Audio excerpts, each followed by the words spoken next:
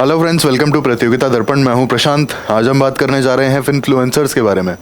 सबसे पहले हम न्यूज़ देख लेते हैं। SEBI is on the right path in cracking down on finfluencers. ये टर्म काफ़ी ज़्यादा न्यूज़ में है एंड आई एम श्योर काफ़ी लोगों ने इसे फर्स्ट टाइम सुना होगा। और सेबी हाल फिलहाल में फिनफ्लुएंसर्स को कंट्रोल करने के लिए, कर्ब करने के लिए काफ़ी ज़्यादा काम कर रहा है। अब बेसिकली कौन है ये फिनफ्लुएंसर्स जिनके लिए सेबी को काम करना पड़ रहा है हाल फिलहाल में, और ऐसा क्या इशू है जो सेबी की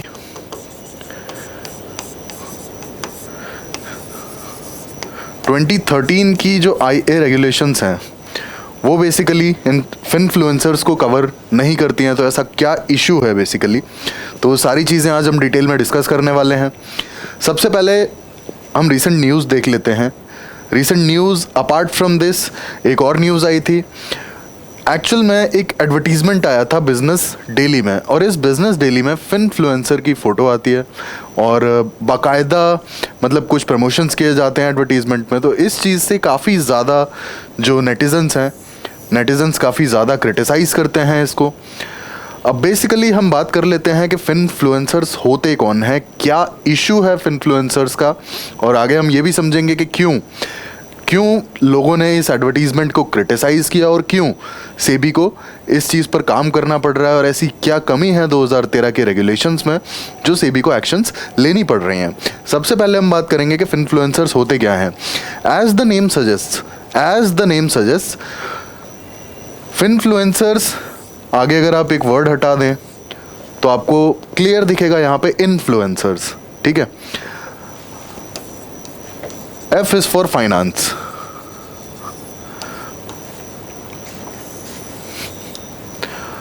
अब आप इसे समझ सकते हैं कि फिनफ्लुएंसर्स का बेसिकली मतलब क्या होता है।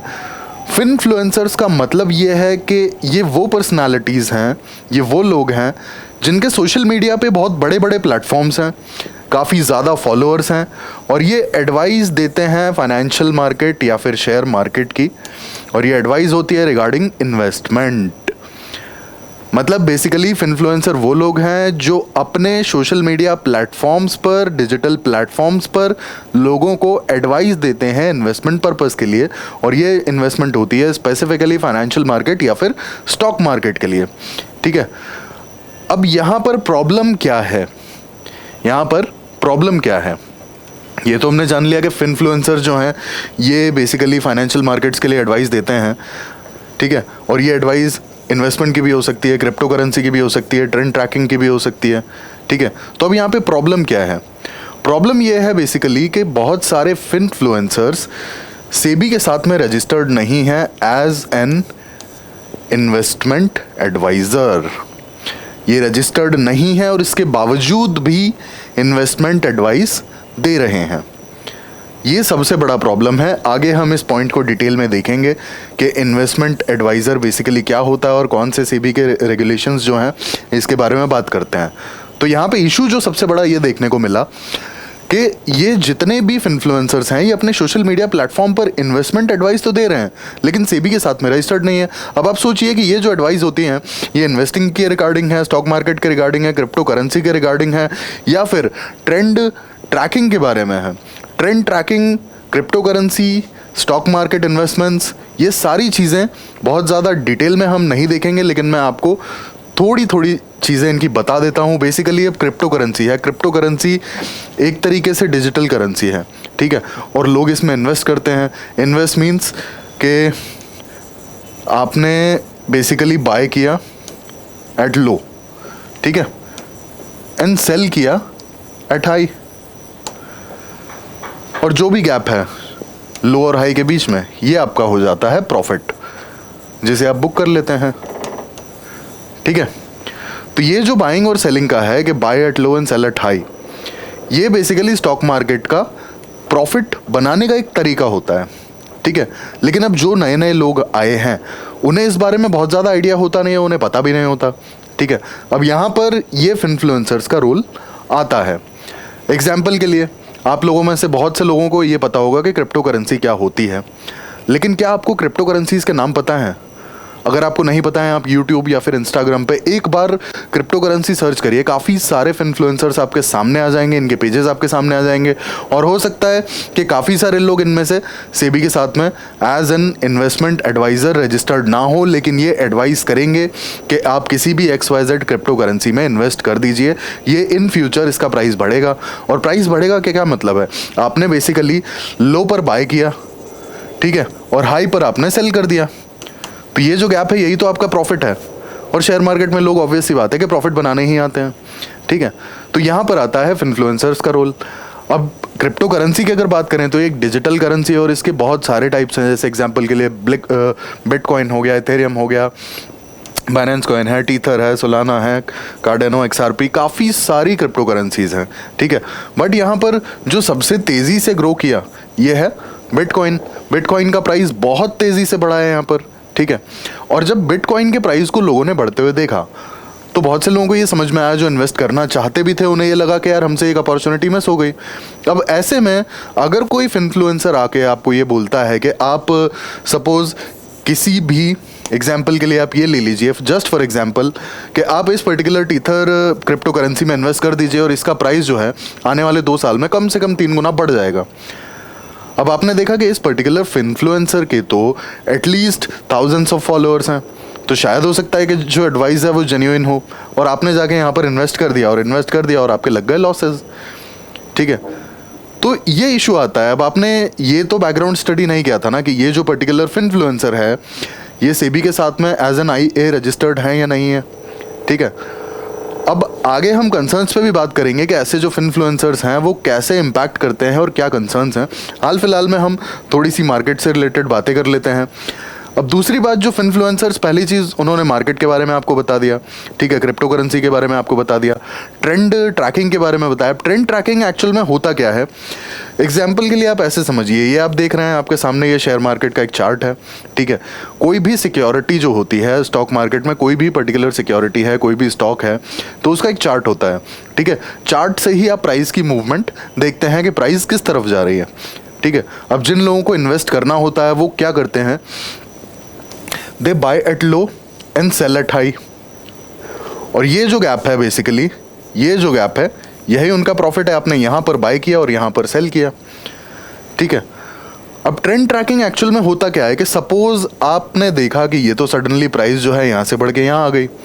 अब आपने देखा कि प्राइस ऊपर जा चुकी है, क्या और ऊपर जाएगी नहीं जाएगी आपको अगर आइडिया नहीं है, आपको इन्वेस्ट करना है, और ऐसे में अगर कोई इन्फ्लुएंसर आके आपको बोल देता है कि जस्ट वेट, कुछ दिन के लिए वेट करने का, और जब प्राइस इस लेवल पे आएगी तब आप बाय करेंगे और इस लेवल पे आके आप सेल कर देंगे, तो बेसिकली यही होता है ट्रेंड ट्रैकिंग। ये बढ़ता हुआ ट्रेंड है। आप देखेंगे कि जो भी लोज बन रहे हैं वो हायर लेवल पे बन रहे हैं, ठीक है।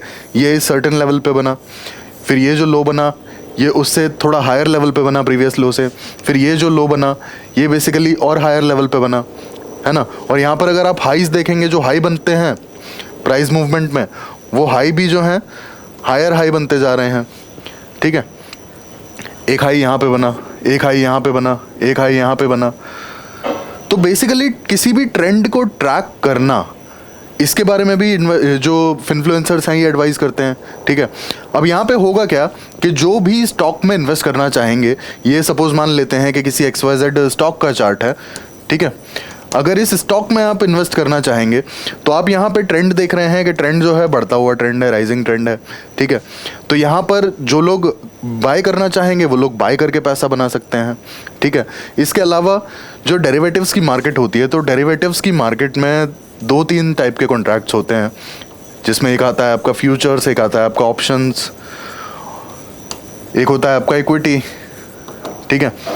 तो अब जब राइजिंग मार्केट है तो काफ़ी ज़्यादा लोग जो है इक्विटी को बाय करके और सेल करना पसंद करेंगे। बेसिकली इक्विटी में रिस्क काफ़ी कम होते हैं, फ्यूचर्स में रिस्क थोड़े ज़्यादा होते हैं, ऑप्शंस के कॉन्ट्रैक्ट में रिस्क और भी ज़्यादा होते हैं। तो यहाँ पर ट्रेंड ट्रैकिंग क्यों इंपॉर्टेंट हो जाता है, अब जो लोग ट्रेड करते हैं वो जानते हैं इस चीज़ को। मैं आपको शॉर्ट में बता दूँ कि फ्यूचर्स के कॉन्ट्रैक्ट्स में और ऑप्शंस के कॉन्ट्रैक्ट्स में बहुत ज़्यादा प्रॉफिट्स होते हैं। यहाँ पर ओवरनाइट आपकी इन्वेस्टमेंट 2 गुना, 50%, इनफैक्ट 3 टाइम्स भी हो सकती है, लेकिन यहाँ पर रिस्क भी उतना ही है। आपने अगर 10,000 रुपीज़ इन्वेस्ट किए हैं तो 10,000 सीधे 5,000 और 4,000 भी हो सकता है, लॉसेस भी इतने बड़े लगते हैं, ठीक है। तो फिनफ्लुएंसर्स यहाँ पे क्या करते हैं कि फिनफ्लुएंसर्स ट्रेंड ट्रैकिंग में हेल्प तो करते हैं, लेकिन यहाँ पे काफ़ी लोगों के जब लॉसेस लगते हैं तब समझ में आता है कि ये तो जो एडवाइस थी ये सही नहीं थी।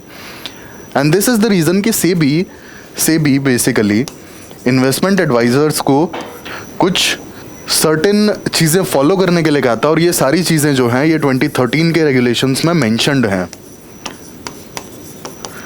ठीक है। और ये वो एडवाइजर्स हैं जो सेबी के साथ में रजिस्टर्ड हैं, एंड इट इज़ मैंडेटरी कि अगर आप किसी भी तरह के इन्वेस्टमेंट एडवाइस दे रहे हैं you have to be registered with SEBI under 2013 regulations.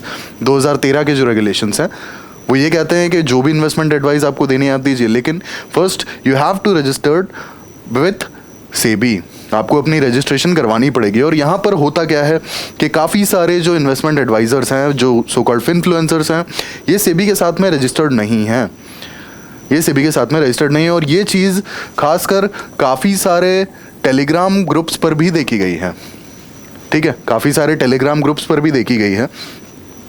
और बेसिकली ये जो इन्फ्लुएंसर्स हैं ये आपकी इस तरीके की ट्रेंड ट्रैकिंग में हेल्प करते हैं। और ट्रेंड ट्रैकिंग में मैंने आपको बताया कि अगर प्राइस की मूवमेंट आपकी जो डायरेक्शन आपने जो स्पेकुलेट की है उस डायरेक्शन में अगर चली जाती है तो futures as well as options के जो कॉन्ट्रैक्ट होते हैं ये आपकी इन्वेस्टमेंट्स पर जो रिटर्न देते हैं ना, कई बार वो रिटर्न 50% से ले करके और 2 to 3 टाइम्स तक भी हो सकते हैं, ठीक है, 2 टाइम्स और 3 टाइम्स इतने रिटर्न्स वापस मिलते हैं। And that's why many people do invest in options contract as well as futures contract. और ये जो इन्फ्लुएंसर्स हैं ये यहीं पर एक्चुअल में इनकी एक गलत एडवाइस और काफ़ी लोगों को जब लॉसेस लगते हैं तो वो इतने बड़े लॉसेस होते हैं कि आपने जो कैपिटल यूज़ किया है उस कैपिटल का 50%, 60%, इनफैक्ट 80% पैसा आपका लॉस में जा सकता है। Options as well as futures के जो कॉन्ट्रैक्ट हैं वो इतना रिस्की हैं और इस रिस्क के बारे में कोई नहीं बताता खुल के, और एक गलत एडवाइस और आप सोचिए कि इतना बड़ा लॉस बहुत इजीली लग जाएगा। That is possible in options as well as futures contract, ठीक है। और यहाँ पर इन्फ्लुएंसर्स का जो रोल आता है वो ये आता है कि आपने यहाँ पर जाकर एडवाइस दे दिया कि भाई मार्केट यहाँ से ऊपर ही जाना है, मार्केट यहाँ से ऊपर ही जाना है क्योंकि ये यहाँ से यहाँ तक ऊपर आया और अपना जो प्रीवियस हाई है उसके भी ऊपर चला गया। अब अगर किसी इन्फ्लुएंसर को बहुत जेन्युइनली मार्केट की स्टडी नहीं की है और वो सेबी के साथ में रजिस्टर्ड भी नहीं है और उन्होंने इन्वेस्टमेंट एडवाइस दे दी, तो ये कौन बताएगा कि अगर यहाँ से मार्केट ऊपर ना जा करके नीचे आ गया तो specifically futures as well as options के जो कॉन्ट्रैक्ट लोग बाय कर रहे हैं या सेल कर रहे हैं उन्हें कितने लॉसेस लग सकते हैं जस्ट अपोजिट डायरेक्शन में अगर मार्केट मूव कर गया तो। और लोगों के लॉसेस लगते भी हैं, ठीक है। अब यहाँ पे होता क्या है कि टेलीग्राम चैनल्स पे आपने देखा होगा कि टेलीग्राम चैनल्स पे कई बार आपको एडवाइस मिलेगा कि आप ये वाला स्टॉक खरीद लीजिए या फिर आप इस XYZ इंडेक्स के ऑप्शंस ले लीजिए या फिर इस करेंसी के ऑप्शंस ले लीजिए या फिर ये करेंसी बाय कर लीजिए, ठीक है। कई सारे टेलीग्राम चैनल्स हैं और उनके लाखों फॉलोअर्स हैं और आप सोचिए कि एक गलत एडवाइस और लोगों का पैसा स्वाहा। जैसा कि मैंने आपको बताया futures as well as options के कॉन्ट्रैक्ट में 50-60% तक लॉसेस लग सकते हैं। अगर आपने 10,000 रुपीज़ इन्वेस्ट किए हैं तो 5,000 का भी लॉस लग सकता है। अगर आप ये देख रहे हैं कि आप 10,000 इन्वेस्ट करके और 5,000 रुपीज़ प्रॉफिट बुक करके ले जाएंगे तो आपको ये भी पता होना चाहिए कि 5,000 के लॉसेस भी लग सकते हैं। बट यहाँ पे इन्फ्लुएंसर्स का क्या रोल है कि वो आपको लॉसेस के बारे में कभी इन्फॉर्म करेंगे ही नहीं, ठीक है। मेजॉरिटी जो इन्फ्लुएंसर्स हैं जो मतलब सो कॉल्ड टेलीग्राम चैनल्स चलाते हैं वो आपको लॉसेस के बारे में नहीं बताएंगे, स्ट्रिक्ट स्टॉप लॉस फॉलो करने के लिए भी आपको एडवाइस नहीं करेंगे और काफ़ी लोगों के लॉसेस लगते हैं, ठीक है। और सेबी का मेन कंसर्न तो यही आता है कि आप जब सेबी के साथ में रजिस्टर्ड नहीं है तो आप इन्वेस्टमेंट एडवाइस कैसे दे सकते हैं। There are certain criteria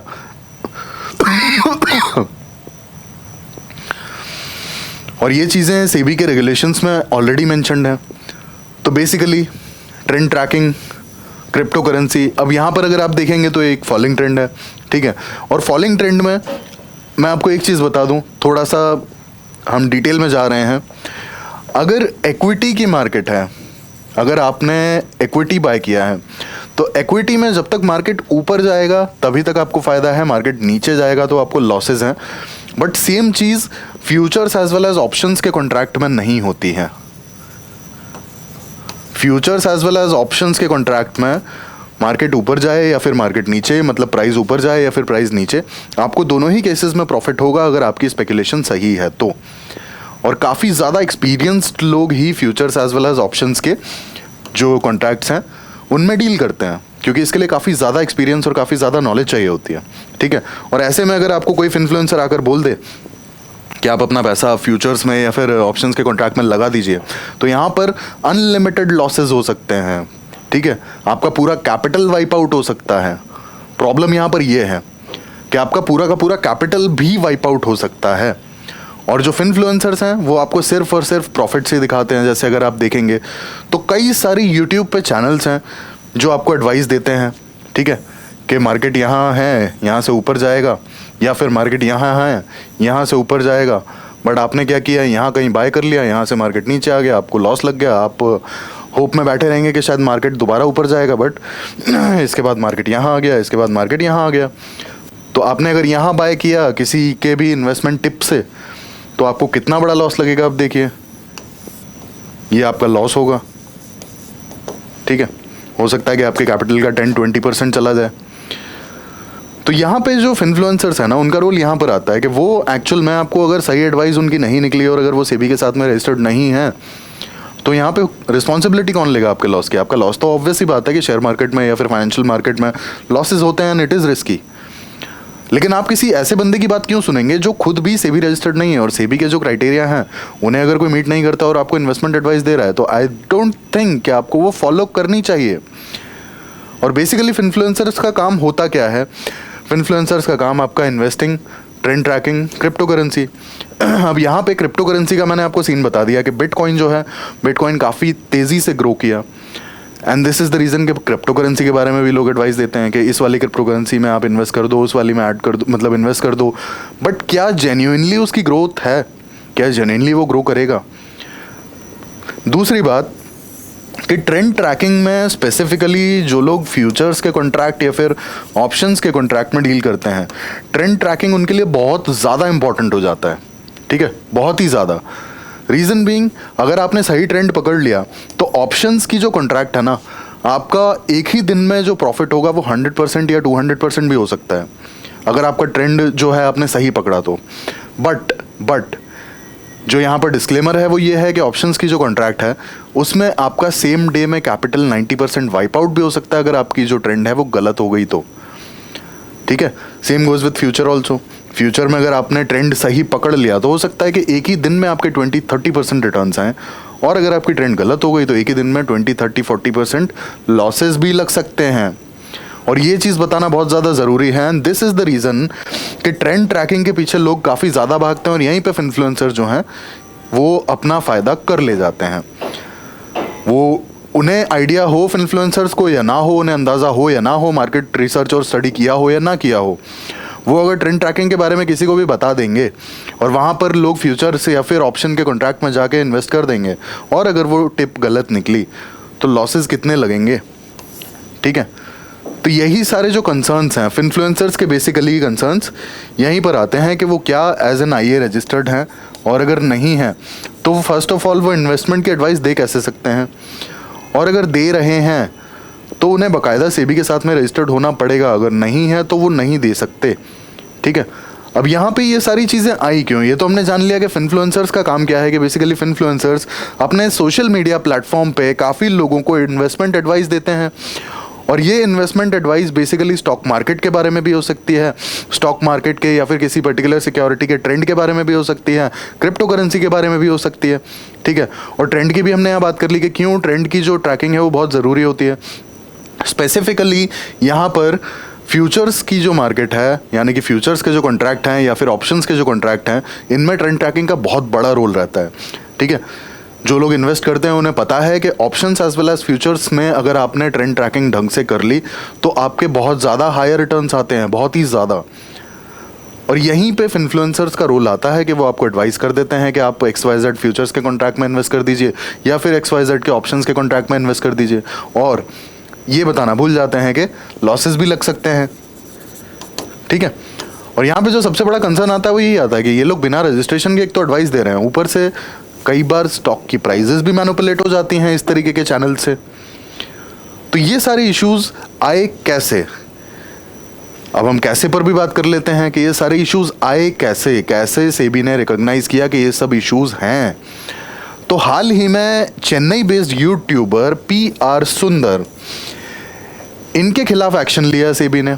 action क्यों लिया? क्योंकि PR Sundar is not registered with SEBI as an investment adviser.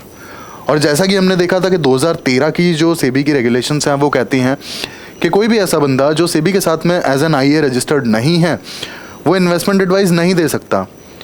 But this person PR Sundar, he was not registered with SEBI as an IA, but still he was providing investment advice. ठीक है, और investment advice के साथ में इन्होंने उस चीज़ के लिए चार्ज भी किया। ये investment advice free of cost नहीं थी। इन्होंने बाकायदा अपना एक वेब पेज बनाया हुआ था और ये उस वेब पेज के ज़रिए सर्विसेज प्रोवाइड करते थे रिगार्डिंग फाइनेंशियल मार्केट्स, और वो सर्विसेज थी रिगार्डिंग एडवाइस। ये लोगों को इन्वेस्टमेंट की एडवाइस देते थे और उस चीज़ के लिए चार्ज भी करते थे। और यहाँ पर इंटरेस्टिंग बात क्या है कि he is not registered with SEBI as an IA। तो इसीलिए सेबी ने इनके खिलाफ एक्शन लिया, और ये बात है मई 25 की। और इस एक्शन में इन पर काफ़ी पेनाल्टी लगाई गई, साथ के साथ इन्हें अगले 1 साल के लिए ट्रेड करने से बाहर कर दिया गया, यानी कि रोक दिया गया। ये किसी भी तरह का ट्रेड नहीं कर सकते अगले 1 साल तक। ठीक है, ये आप न्यूज़ देख सकते हैं। PR Sundar settles with SEBI to keep off trading for a year, cough up over ₹6 crore. अब ये 6 करोड़ रुपए में से लगभग 4 करोड़ रुपए इन्होंने अपनी जो एडवाइजरी सर्विसेज थी उनके लिए चार्ज किए थे, प्लस इंटरेस्ट रेट 4 करोड़ पर इंटरेस्ट रेट, ये टोटल सेबी ने इन पर पेनाल्टी लगाई है। Reason being he was not registered as an IA with SEBI. अब यहाँ पर इशू आता है कि ये फिनफ्लुएंसर्स जो है, इतना सब होने के बावजूद के like these people are not registered with SEBI as an investment adviser, और ये चीज़ काफ़ी वोकली सेबी ने कही भी है। इसके बावजूद भी इतने सारे लोग इन इन्फ्लुएंसर से इन्फ्लुएंस क्यों होते हैं, इनकी बात क्यों मानते हैं? सवाल आता है क्यों। ठीक है, तो यहाँ पर सबसे पहला पॉइंट आता है कि ये जो फिनफ्लुएंसर्स हैं ना, ये बहुत इजीली आपको बहुत कॉम्प्लेक्स चीज़ें समझा देंगे फाइनेंशियल मार्केट की। ठीक है, जैसे एग्जांपल के लिए अगर मैं आपको ऐसे कहूँ कि आपको मान लीजिए ऑप्शंस की जो कॉन्ट्रैक्ट है आपको उसके बारे में कुछ नहीं पता। ठीक है, तो मैं आपको बता देता हूँ कि किसी भी सिक्योरिटी का प्राइस अगर ऊपर जाएगा तो आपको कॉल ऑप्शन बाय करनी है, और किसी भी सिक्योरिटी का प्राइस अगर नीचे जाएगा आपको लगता है तो आपको पुट ऑप्शन बाय करनी है। ठीक है, किसी सिक्योरिटी का प्राइस आपको लगता है ऊपर जाएगा तो आप कॉल ऑप्शन बाय करेंगे, किसी सिक्योरिटी का प्राइस अगर नीचे जाएगा तो आप पुट ऑप्शन बाय करेंगे। दैट्स इट, अगर आपको ऐसा लगता है तो। ठीक है, और यहाँ पर मैं किसी तरह की एडवाइस नहीं दे रहा हूँ, हम सिर्फ एग्जाम्पल के लिए डिस्कस कर रहे हैं। अब आपने यहाँ पे देखा कि ऑप्शंस की जो मार्केट है, ऑप्शंस की मार्केट कैसे काम करती है। बेसिकली अगर आपको लग रहा है कि आपकी किसी भी सिक्योरिटी की प्राइस ऊपर जाने वाली है तो आप कॉल ऑप्शन बाय करेंगे और प्रॉफिट बनाएंगे, और अगर आपको लगता है कि किसी भी सिक्योरिटी की प्राइस नीचे जाने वाली है तो आप पुट ऑप्शन बाय करेंगे और पैसे बनाएंगे, अपने प्रॉफिट बनाएंगे। ठीक है, अब इतने सिंपल तरीके से अगर आपको कोई भी कॉम्प्लेक्स चीज़ समझा दी जाए तो ऑब्वियस सी बात है कि आप उससे इन्फ्लुएंस होंगे। तो फिनफ्लुएंसर्स का सबसे बड़ा केस जो क्या है, the ease with which they do deliver the complex financial advice to the people। बहुत कॉम्प्लेक्स से कॉम्प्लेक्स जो चीज़ें हैं वो भी आपको बहुत क्लियरली और बहुत इजीली समझा देते हैं ये लोग। दैट्स वाई लोग इनकी बात सुनते हैं, पहली चीज़। दूसरी चीज़, यहाँ पर एक डेटा है regarding financial literacy and inclusion survey. इस सर्वे का डेटा ये कहता है कि इंडिया की जो फाइनेंशियल लिटरेसी है ना, ये सिर्फ 27% है। इंडिया की फाइनेंशियल लिटरेसी सिर्फ 27% है, और ये 2019 का जो सर्वे है फाइनेंशियल लिटरेसी एंड इंक्लूजन सर्वे, ये बताता है हमें। और ये सर्वे कंडक्ट किया था basically national centre for financial education ने। अब यहाँ पर आप 2 चीज़ें देखेंगे कि पहला जो आता है केस वो आता है ईज़ का, कि बहुत कॉम्प्लेक्स से कॉम्प्लेक्स चीज़ें भी और बहुत कॉम्प्लेक्स से कॉम्प्लेक्स एडवाइस भी आपको बहुत सिंपल टर्म्स में मिल जाती है। जो आपको समझ में आए, इसीलिए लोग इन्फ्लुएंसर्स की बात सुनते हैं। और दूसरी चीज़, इंडिया में फाइनेंशियल लिटरेसी काफ़ी लो लेवल पे है, ये भी एक बहुत बड़ा रीज़न है। एग्जाम्पल के लिए आप ऐसे समझिए कि आपने देखा कि काफ़ी दिन से कोई भी XYZ फर्म जो है काफ़ी दिन से ये न्यूज़ में है। आपको नहीं पता कि इनका बिजनेस क्या है, आपको नहीं पता कि बैकग्राउंड में इनके पास एसेट्स कितने हैं, आपको नहीं पता कि इनका जो फाइनेंशियल फ्लो है वो कैसा है, ये कितना पैसा लगाते हैं, उससे कितना पैसा बनता है। एग्जाम्पल के लिए कि अगर ये अपने प्रोडक्ट को बनाने में 100 रुपये खर्च कर रहे हैं तो क्या उससे ये 120 रुपये निकाल पा रहे हैं कि ये 100 में ही बेच रहे हैं। तो आपको इनके फाइनेंशियल फ्लो के बारे में भी कुछ नहीं पता, लेकिन आपने बहुत दिन इसे न्यूज़ में देख लिया और सडनली कोई इन्फ्लुएंसर आके आपको ये कह देता है कि यार ये कंपनी ना बहुत अच्छा काम कर रही है और इसका जो शेयर है वो आने वाले 1 साल में ना डबल हो जाएगा, जो इसका शेयर प्राइस है वो आने वाले 1 साल में डबल हो जाएगा। आप न्यूज़ में कंटिन्यूसली जब इसे देखेंगे और सडनली कोई इन्फ्लुएंसर आपको आके अगर ये चीज़ बोल देगा और आपको अंदाज़ा भी नहीं है कि how financial market do work, आपको किस कंपनी में इन्वेस्ट करना चाहिए, क्या फंडामेंटल एनालिसिस है, क्या टेक्निकल एनालिसिस है, आपको नहीं पता है, बट आपने देखा कि हाँ थाउजेंड्स ऑफ फॉलोअर्स हैं किसी बंदे के और इस कंपनी के बारे में बता रहा है इन्वेस्ट करने के लिए, और हमने तो बहुत दिन इसे न्यूज़ में भी सुना है, तो बस हम इन्वेस्ट कर देते हैं। रीज़न यहाँ पर क्या है? रीज़न है बेसिकली लो फाइनेंशियल लिटरेसी। यहाँ पर लोगों को नहीं पता होता है कि टेक्निकल एनालिसिस करनी होती है, फंडामेंटल एनालिसिस करनी होती है, जो प्राइस का चार्ट है उसे रीड करना पड़ता है। ये सारी चीज़ें एक साथ चलती हैं तब जाके आप होता है मार्केट्स में प्रॉफिट जनरेट करते हैं, ठीक है। और ये जो लो फाइनेंशियल लिटरेसी है, ये लो फाइनेंशियल लिटरेसी इसका सबसे बड़ा रीज़न है कि लोग इन्फ्लुएंसर्स की बात सुनते हैं। सभी को अपना पैसा बढ़ाना है, सभी को अच्छी इन्वेस्टमेंट एडवाइस चाहिए, बट ये नहीं पता ना लेनी किससे है। तो बेसिकली यहाँ पे 2 रीजंस हैं कि क्यों इन्फ्लुएंसर्स इतने ज़्यादा पॉपुलर हो गए। सेबी की इतनी स्ट्रिक्ट रेगुलेशंस के बावजूद भी इन्फ्लुएंसर्स इतने क्यों पॉपुलर हैं। आप सोशल मीडिया प्लेटफॉर्म्स पर देख लीजिए, आप इंस्टाग्राम पर देख लीजिए, आप टेलीग्राम पर देख लीजिए। टेलीग्राम पर तो कुछ ऐसे भी चैनल्स हैं जिनके लाइक मिलियंस में सब्सक्राइबर्स हैं और वहाँ पर वो रेगुलर बेसिस पे होता है ना कि इन्वेस्टमेंट की एडवाइस डालते रहते हैं। और यहाँ पर खास बात यह है कि किसी को नहीं पता कि क्या वो सेबी के साथ में एज एन IA रजिस्टर्ड भी है या नहीं है। अब कंसर्न्स की बात करते हैं कि प्रॉब्लम यहाँ पे क्या है। एक प्रॉब्लम तो हमने कॉमन जो डिस्कस की वो ये कि सेबी के साथ में as an investment adviser registered नहीं है। रजिस्टर्ड नहीं है तो यहाँ पर प्रॉब्लम क्या हो सकती है? प्रॉब्लम ये हो सकती है कि कुछ ऐसे भी तो काम हो सकते हैं ना, कुछ ऐसे अनएथिकल काम जो कि शायद अगर ये रजिस्टर्ड होते तो सेबी के रेगुलेशंस इन्हें फॉलो करने पड़ते, जो भी रूल्स और रेगुलेशंस हैं वो फॉलो करने पड़ते। अब क्योंकि सेबी के साथ में एज एन IA रजिस्टर्ड नहीं है तो ये भी हो सकता है कि इन्हें strictly rules and regulations follow करने की ज़रूरत ना पड़े। वेल इन दैट केस उसके कॉन्सिक्वेंसेस क्या हो सकते हैं?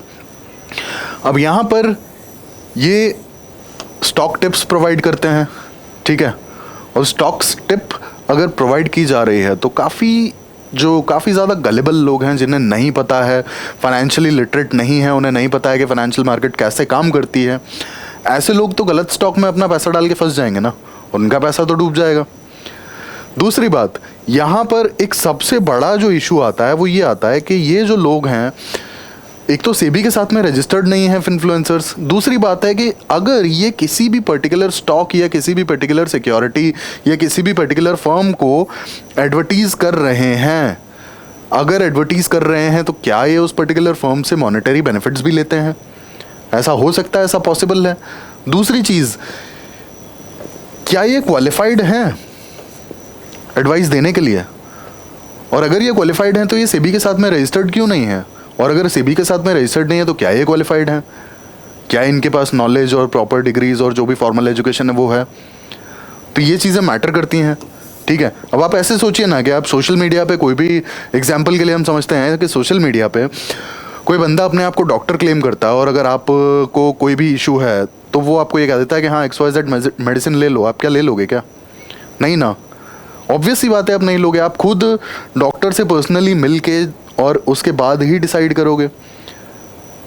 आपको अगर कोई इशू होता है तो आप क्या करते हो? आप या तो डिस्पेंसरी जाते हो या हॉस्पिटल जाते हो, आप देखते हो कि हाँ भाई ये हमारे डॉक्टर हैं, ये हमें देखेंगे, आप प्रॉपर उनका प्रिस्क्रिप्शन लेकर आते हो। क्यों? क्योंकि यहाँ पर गाइडलाइंस हैं, लेजिस्लेशंस हैं, रूल्स हैं। अगर किसी डॉक्टर की गलती के वजह से आपका अगर कोई नुकसान होता है तो यहाँ पर ऐसे रूल्स हैं कि आप डॉक्टर्स को प्रोसिक्यूट कर सकते हैं। डॉक्टर्स की आपने देखा होगा कई बार डॉक्टर की किसी गलती की वजह से अगर पेशेंट की जान चली जाती है और वहाँ पे अगर मेडिकल नेग्लिजेंस का केस बन जाता है तो डॉक्टर्स अपना लाइसेंस लूज़ कर जाते हैं। क्यों कर जाते हैं? क्योंकि एमसीआई उन्हें लाइसेंस देता है प्रैक्टिस करने के लिए, और अगर प्रैक्टिसिंग के दौरान उनसे कोई ऐसा ब्लंडर हो जाए जिससे पेशेंट की लाइफ चली जाए तो ऑब्वियस सी बात है कि they will lose their licence for sure. ऐसा तो नहीं होगा ना कि आपने किसी इंस्टाग्राम या टेलीग्राम पर किसी सो कॉल्ड डॉक्टर की बात आपने सुनी और हाँ आपको खांसी है और उन्होंने बोल दिया कि हाँ ये XYZ मेडिसिन ले लो और आपने जाके ले लिया।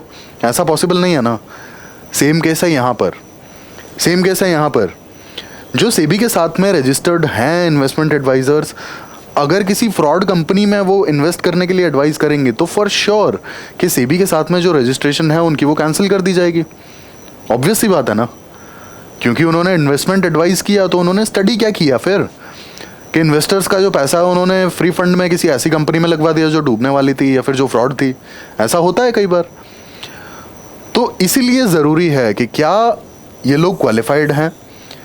पहला सवाल, क्या इनको किसी तरह का मॉनेटरी बेनिफिट मिल रहा है जिस पर्टिकुलर फर्म या स्टॉक को ये प्रमोट कर रहे हैं उनकी तरफ से? क्या ऐसा हो रहा है? ये जानना ज़रूरी है ना, क्योंकि सेबी के साथ में रजिस्टर्ड होंगे तो ये ऐसा कोई भी काम नहीं कर सकते फॉर श्योर। ठीक है, और सेबी के साथ में रजिस्टर्ड नहीं है तो क्या पता ये चीज़ें हों। इसके बाद यहाँ पे सबसे बड़ा इशू जो आता है वो आता है ये कि एक्चुअल में आपने टेलीग्राम ग्रुप्स देखा होगा, बहुत सारे टेलीग्राम ग्रुप्स ऐसे हैं जो इन्वेस्टमेंट की एडवाइस देते हैं। तो वो सडनली होता है ना, आप देखोगे कि वो आज एडवाइस देंगे कि इस वाले शेयर को खरीद लो और ये बहुत जल्दी रिटर्न्स अच्छे देगा, और सडनली वो 2 दिन में उसका प्राइस बढ़ जाता है। कैसे? क्योंकि यहाँ पर बैठे हैं ऑपरेटर्स या फिर स्कैमर्स। ये बड़ा बड़ा पैसा डालेंगे, सडनली होता है ना कि बाय कर लेंगे किसी भी स्टॉक को, किसी भी इक्विटी को, उसका प्राइस आप देखेंगे अगले 2-3 दिन में सडनली बढ़ जाएगा, और जैसे ही उसमें नॉर्मल लोग अपना पैसा लगाना शुरू करेंगे वो धीरे धीरे गिरेगा और धड़ाम से नीचे आ जाएगा। तो एक तरीके से तो स्कैम हो गया ना ये। आप सोचिए कि एग्जाम्पल के लिए बता रहा हूँ ये कैसे यहाँ पर स्कैम होता है और कैसे शेयर प्राइसेस मैनिपुलेट की जाती हैं। एग्जाम्पल के लिए टेलीग्राम पे कोई भी टी ग्रुप है, टी ग्रुप में आता है कि भाई XYZ जो स्टॉक है इसकी प्राइस आज की तारीख में चल रही है 10 रुपीज़ और ये अगले 2 महीने में ये 15 रुपीज़ तक जा सकती है। तो कोई भी नॉर्मल इंसान होगा वो ये सोचेगा कि यार 2000 रुपये डाल देते हैं, ठीक है 200 स्टॉक खरीद लेते हैं। 200 स्टॉक खरीदेंगे और अगर हमको 5 रुपीज़ भी मिला तो हमारा जो रिटर्न है वो 1000 रुपीज़ का होगा। मतलब 2000 लगा के हमने 1000 रुपये कमाए, ठीक है। और ऐसे बहुत सारे लोग होंगे। आप सोचिए कि ये जो टी ग्रुप है इसके थाउजेंड्स ऑफ फॉलोअर्स होंगे। ऐसे थाउजेंड्स ऑफ लोग भी अगर 200, 300, 400 शेयर्स खरीदेंगे तो कितने बनते हैं जाके। सपोज 1000 भी अगर इस चीज़ से इन्फ्लुएंस होते हैं तो आप देखिए कितना बनता है। 2 लाख शेयर्स, 2 लाख, ठीक है 2 लाख शेयर्स रातों रात बिक जाएंगे। अब यहाँ पे आप सोचिए कि ये एडवाइस दी गई और इस XYZ का जो स्टॉक का जो प्राइस है जिस दिन आपको एडवाइस दी गई अगले दिन ये 12 रुपये पहुँच गया, ठीक है। और उसके अगले दिन ये होता ना 12.5 से 13 रुपीज़ पहुँच गया। अब जब ये 13 रुपीज़ पहुँचा तो आपको लगा कि यार इन्होंने तो बोला था कि 15 रुपये जाएगा, हम तो लेट हो गए, तो लेट्स बाय ऑन 13 ऑल्सो, क्योंकि आप तो एक्सपेक्ट कर रहे हो ना कि 15-16 तक जाएगा। एंड सडनली यहाँ पर जिन लोगों ने बड़ा पैसा लगाया हुआ था, सो कॉल्ड स्कैमर्स या ऑपरेटर्स, इन्होंने काफ़ी बड़ा पैसा यहाँ पर लगाया जिसकी वजह से मार्केट में शेयर्स की या फिर इक्विटी की शॉर्टेज हो गई। कम प्राइस पे बेचने को तैयार नहीं थे इसलिए प्राइस बढ़ गया। क्यों? क्योंकि डिमांड बढ़ गई। ये जो 2 लाख शेयर्स की डिमांड है, जो नॉर्मल जनता है जो खरीदना चाह रही है, डिमांड सडनली बढ़ेगी तो प्राइस तो राइज करेगा ना। और प्राइस राइज किया तो जिन लोगों ने मोटा पैसा लगा रखा था, जो ऑपरेटर्स या स्कैमर्स थे, जैसे ही प्राइस राइज किया इन्होंने तो अपना प्रॉफिट बनाया और निकल गए। आप सोचिए कि ये होता है ना, एक आदमी 5-5, 10-10 लाख शेयर्स खरीद के बैठा होगा, ठीक है 10 लाख शेयर्स या 5 लाख शेयर्स मान लीजिए कि खरीदे होंगे, तो इन्होंने एक बार में तो खरीदे नहीं होंगे। जब प्राइस 10 रुपये था इन्होंने 1 लाख शेयर्स खरीदे, प्राइस पहुंच गया 11 रुपये, इन्होंने फिर 1 लाख या 2 लाख शेयर्स खरीद लिए, प्राइस पहुंच गया 12 या 13 रुपये, फिर इन्होंने 1 लाख खरीद लिए।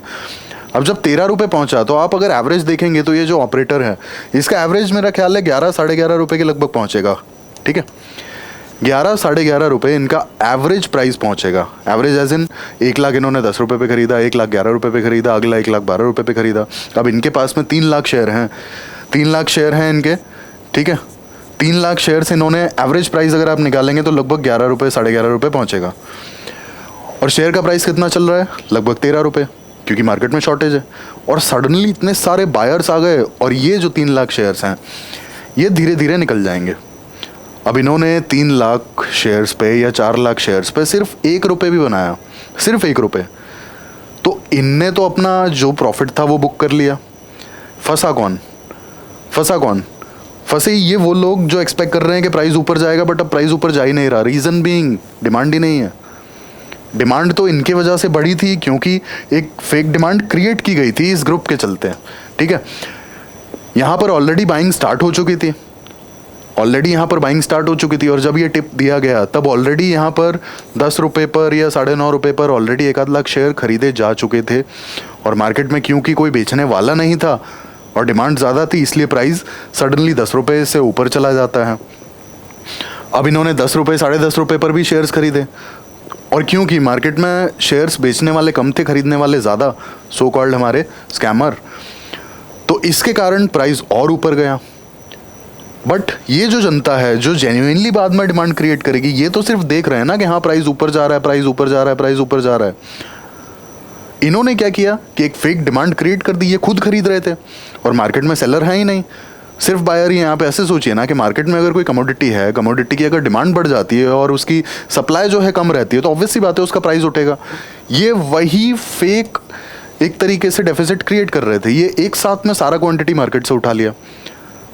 डिमांड तो क्रिएट हो गई ना एक तरीके से फेक, क्योंकि सप्लाई उतनी नहीं है, तो इसीलिए प्राइस एकदम से बढ़ने लगा और प्राइस ठीक ठाक बढ़ गया। इन्होंने अपना प्रॉफिट बुक किया और इसके बाद अब यहाँ पर ये 2, 3, 4 लाख शेयर्स लोग लेकर बैठे हैं बेचने के लिए, लेकिन कोई खरीदने वाला नहीं है। खरीदने वाला नहीं है तो प्राइस बढ़ेगा ही नहीं, ठीक है।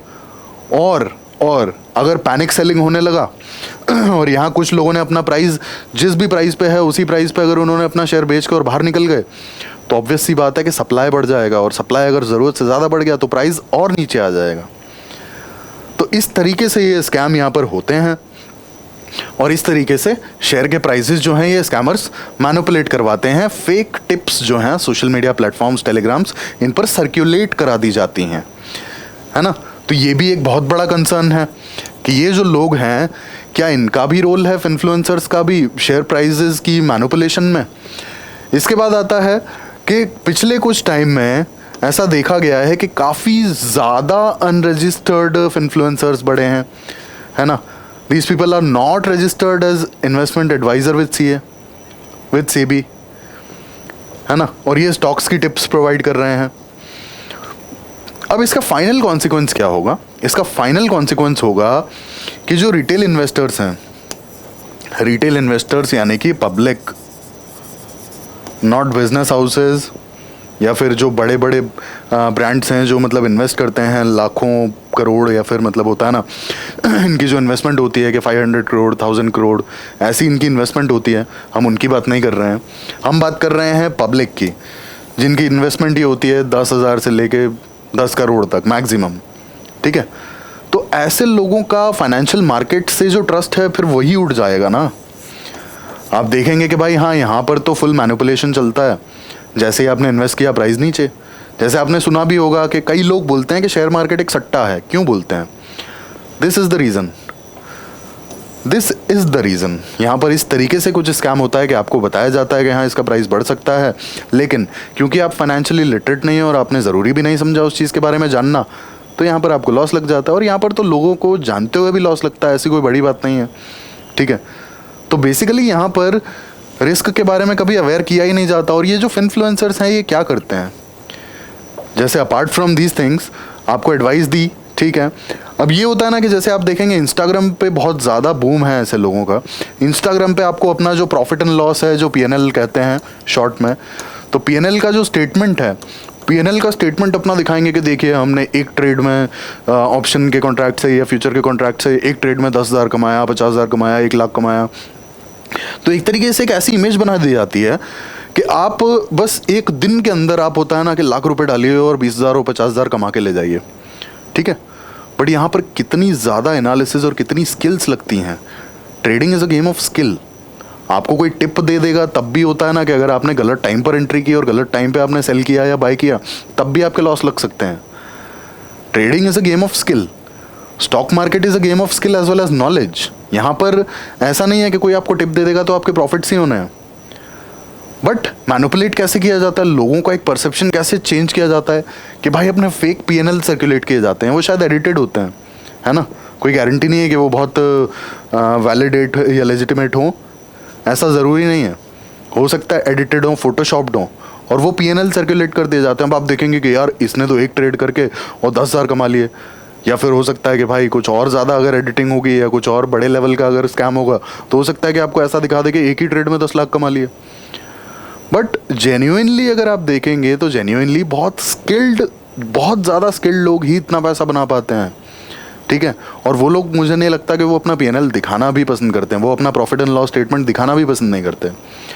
तो बेसिकली ये वो स्कैमर्स होते हैं जो आपके सोशल मीडिया पे पीएनएल सर्कुलेट कर देंगे। आपको लगेगा अरे वाह, ये पर्टिकुलर स्टॉक में इसने पैसा लगाया और इतना बनाया, हम भी ट्राई कर लेते हैं। तो इस तरीके से भी मैनिपुलेट किया जाता है। ये सिर्फ, it's not only about tips.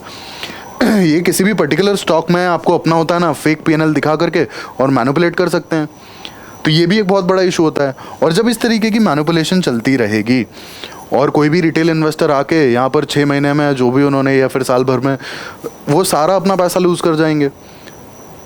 अब आप सोचिए कि they are losing their hard earned money, तो कहीं ना कहीं तो फाइनेंशियल मार्केट से उनका ट्रस्ट उठ जाएगा। और फाइनेंशियल मार्केट दो ही लोगों से चलता है, या तो बायर या सेलर, ठीक है। या तो बायर या सेलर, और रिटेल इन्वेस्टर हैं, इनका पैसा भी छोटा है और बाइंग सेलिंग दोनों हालांकि करते हैं, लेकिन इनका पैसा छोटा होता है तो बड़े लॉसेस ये लोग नहीं फेस कर पाते हैं। आप देखिए जैसे सेबी की जो, अगर आप किसी भी लाइक स्टॉक ब्रोकर के साथ में रजिस्टर्ड हैं, आपने अगर अपना डीमैट अकाउंट खोला है तो वहाँ पे सेबी की गाइडलाइंस हैं प्रॉपर, कि वहाँ पे क्लियरली बताना पड़ता है कि फ्यूचर्स एंड ऑप्शंस में 10 में से 9 लोग लॉसेस ही करते हैं। मतलब सिर्फ 10% लोग ही हैं जो फ्यूचर्स एंड ऑप्शंस के कॉन्ट्रैक्ट्स में पैसा कमा पाते हैं। और ये जो भी आप स्टॉक ब्रोकर के साथ में अगर आपका डीमैट अकाउंट है तो वहाँ पर जैसे ही आप लॉगिन करेंगे ये चीज़ फ्लैश करती है, ये जो वार्निंग है ये फ्लैश करती है कि फ्यूचर्स एंड ऑप्शंस के कॉन्ट्रैक्ट में जो लोग भी इन्वेस्ट करते हैं उनमें से 10 में से 9 लोग लॉसेस लेकर जाते हैं। सिर्फ 10% लोग ही यहाँ से प्रॉफिट बुक करके जाते हैं, ठीक है। रीज़न मैंने आपको बता दिया कि फ्यूचर्स एंड ऑप्शंस के जो कॉन्ट्रैक्ट होते हैं सेम डे में, कई बार सेम डे में लोग 50% या 100% रिटर्न्स लेकर जाते हैं। और ये जो लालच है ना, ये लालच काफ़ी लोगों का पैसा ले डूबता है। और यहाँ पर ये लालच आता कहाँ से है? ये लालच आता है स्कैम से। फेक पीएनएल सर्कुलेट किए जाते हैं। हो सकता है कि भाई 50 रुपये का प्रॉफिट ना हो, बट एडिट करके उसे 50,000 का दिखा दिया जाता है ना। तो लोगों को लगता है कि नहीं यार, जब ये लोग होता है ना लाख रुपए बना के, मतलब 1 लाख रुपए इन्वेस्ट करके और 10,000 या 50,000 प्रॉफिट कर रहे हैं, और अगर हमें टिप मिली है तो हम 1 लाख लगा के 5,000 भी बना लेंगे तो बहुत है। और जबकि उल्टा ही हो जाता है कि वो होता है ना 20,000 का लॉस ही लग जाता है सीधे, है ना। तो दैट्स हाउ ये जो स्कैम्स हैं ये काम करते हैं। और यहाँ पर at the end of the day जो रिटेल इन्वेस्टर हैं वो मार्केट से बाहर चले जाते हैं। And as I told you, market दोनों लोगों से चलता है, buyers as well as sellers. सिर्फ एक बंदा, सिर्फ बायर या सिर्फ सेलर अगर मार्केट में होगा तो मार्केट काम नहीं करेगा। Reason being, share market is a zero sum game. अगर कोई पैसा लूज़ कर रहा है ना, तभी कोई प्रॉफिट जनरेट कर रहा है। ऐसा नहीं है, आप सोचिए, मतलब सीधी सी बात है, बहुत जेन्युइन, कि शेयर मार्केट पैसा उगता नहीं है। शेयर मार्केट में अगर कोई लॉस कर रहा है तभी कोई प्रॉफिट बुक कर पा रहा है। ये फंडा है शेयर मार्केट का, ठीक है। तो it's a zero sum game. और इसीलिए रिटेल इन्वेस्टर्स अगर होता है ना कि कुछ महीने कुछ साल अगर लॉसेस फेस करते रहेंगे तो ऑब्वियस सी बात है कि they will lose the trust. और जब यहाँ पे या तो प्रॉफिट करने वाला या लॉस करने वाला कोई भी एक बंदा गायब हो जाता है तो अगला कैसे काम करेगा? तो it's a zero sum game. यहाँ पर बायर्स और सेलर्स दोनों की रिक्वायरमेंट है। और रिटेल इन्वेस्टर्स अगर गायब हो जाते हैं मार्केट से, रीज़न बीइंग अगर वो अपना ट्रस्ट लूज़ कर देते हैं फाइनेंशियल मार्केट्स में, तो मार्केट्स काम ही नहीं कर पाएंगे। तो ये भी एक बहुत बड़ा इशू है। अब यहाँ पर सेबी एक्चुअल में गाइडलाइंस के लिए सोच रही है। और जैसा कि हमने चेन्नई बेस्ड यूट्यूबर मिस्टर सुंदर के बारे में देखा, उनका केस जब खुला, ये केस खुला है मई 2023 में, एंड रिसेंटली उन्होंने सेटलमेंट के लिए हामी भरी कि सेबी के साथ में हम सेटलमेंट के लिए तैयार हैं, will pay 6 crore as penalty. तो अब यहाँ पर सेबी फिनफ्लुएंसर्स को लेकर के काफ़ी ज़्यादा स्ट्रेस में है, और सेबी बेसिकली फिनफ्लुएंसर्स के रिगार्डिंग कुछ रेगुलेशंस लाने की तैयारी में है, जिससे कि उन रेगुलेशंस के थ्रू फिनफ्लुएंसर्स को रेगुलेटरी नेट में लाया जा सके। ठीक है, रीज़न बीइंग, जैसा कि हमने देखा कि 2013 की जो रेगुलेशंस हैं वो सीधा सीधा स्ट्रिक्टली कहती हैं कि जो भी फाइनेंशियल मार्केट्स की एडवाइस करेंगे देंगे, उन्हें एज एन आईए सेबी के साथ में रजिस्टर करना पड़ेगा। ठीक है, तो सेबी हाल फिलहाल में यही चीज़ पे फोकस कर रहा है कि फिनफ्लुएंसर्स को किसी भी तरीके से रेगुलेटरी नेट में लाया जाए, बिना उनकी जो फ्रीडम है, फ्रीडम ऑफ एक्सप्रेशन बेसिकली, उसे कर्ब किए हुए। ठीक है, वो चाहें शेयर मार्केट की चीज़ें एजुकेशनल पर्पस के लिए बता सकते हैं, बट इन्वेस्टमेंट एडवाइस अगर उन्हें देनी है then they have to be registered with SEBI as an IA. इसके अलावा यहाँ पर advertisement and standards council of India, basically एक non profit NGO, non profit organisation under companies act, तो ये एक सेल्फ रेगुलेटरी ऑर्गेनाइजेशन है।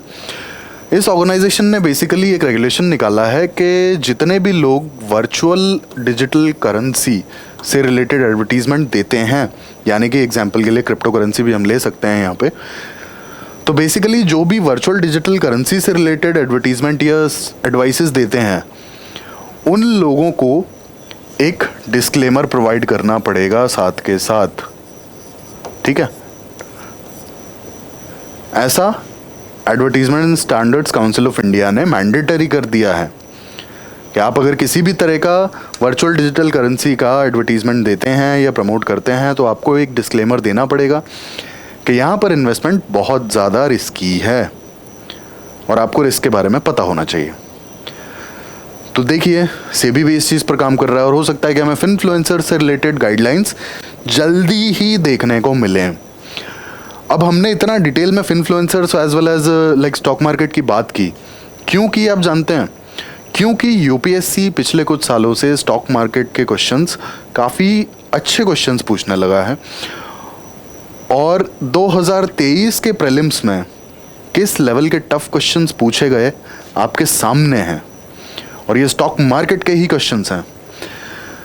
ये क्वेश्चन देखिए, in context of finance the term beta refers to, यहाँ पे 4 ऑप्शन प्रोवाइडेड हैं।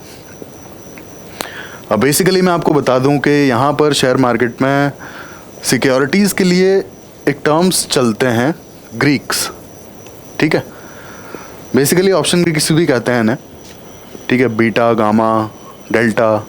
तो ये जो सिक्योरिटीज़ होती है ना, बेसिकली सिक्योरिटीज़ मार्केट का प्राइस अगर ऊपर नीचे होगा तो सिक्योरिटीज़ का प्राइस कितना फ्लक्चुएट करेगा, वो डिपेंड करता है इन ग्रीक्स पे। ठीक है, और ऐसा नहीं है कि ग्रीक्स फिक्स्ड होते हैं, मार्केट का प्राइस अगर ऊपर नीचे जाता है तो ग्रीक्स भी वैरी करते हैं। तो बेसिकली यहाँ पर बीटा जो है फाइनेंस मार्केट, लेकिन आप ऑप्शंस देखिए, ऑप्शंस अगर आप देखेंगे तो process of simultaneously buying and selling of asset from different platforms, investment strategy of a portfolio manager to balance risk versus reward, type of systematic risk that arises when perfect hedging is not possible, a numeric value that measures the fluctuation of stock to changes in the overall stock market. अब देखा जाए तो इसका option जो है, option D is the correct answer. हालांकि अगर आपको ऑप्शन ग्रीक्स के बारे में या फिर होता है ना कि इन टर्म्स के बारे में बिल्कुल भी आइडिया नहीं है, तो थोड़ा सा मुश्किल होता।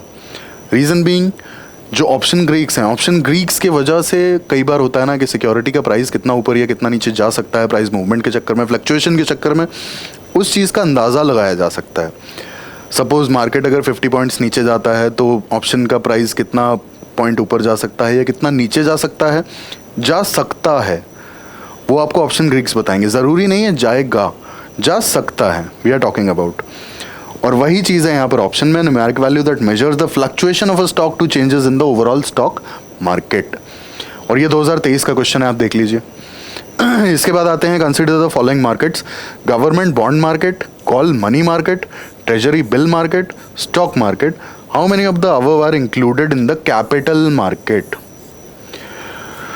अब यहाँ पर कैपिटल मार्केट और मनी मार्केट का जो बेसिक डिफरेंस है वो अगर आप लगाएंगे तो आपको सीधा सीधा आंसर मिलेगा ओनली 2।